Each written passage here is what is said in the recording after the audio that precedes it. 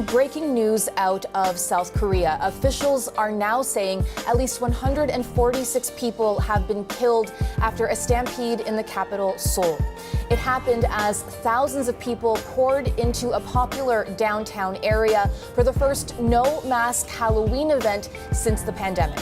Officials say some people fell into cardiac arrest after being crushed as the crowd pushed forward on a narrow street.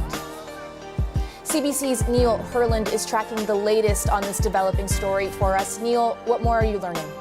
Ellen, South Korean media are calling it a Halloween nightmare. A busy nightclub district is now the center of a terrible tragedy. At least 146 people are dead, killed in a stampede crush. Another 140 more are injured, and some of those seriously injured people may not survive in hospital. It is now well past midnight in South Korea, and this tragedy happened in the Itaewon district of Seoul. An estimated 100,000 people were celebrating Halloween on a Saturday night in the area. It happened near the Hamilton Hotel, which is a major party spot in Seoul. Early reports suggest a small group of partygoers was crushed by a large crowd pushing forward on a narrow street.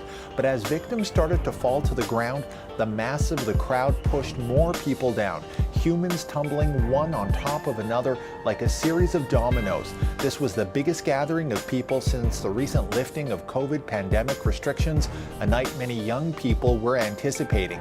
In fact, we're now told that the largest cohort of victims is people in their 20s. Some of the victims on the ground and bystanders performing CPR, they were wearing Halloween costumes. The fire chief in Seoul says some of the bodies were taken to hospital and the remaining ones are now being transported to a nearby gym so workers can identify them. More than 400 emergency workers have been deployed. They were seen performing CPR to people in the streets. They're also covering the dead bodies with blue sheets. The president of South Korea has called a series of urgent meetings with his top aides. The mayor of Seoul was in Europe. He's now decided to return home in the wake of this tragedy. And just in the last hour, Canada's foreign minister, Melanie Joly, tweeted, "Let's bring it up." Awful news coming from Seoul. Canada offers its deepest condolences to the families and friends of those killed during yesterday's Halloween festivities and wishes a speedy recovery to those injured.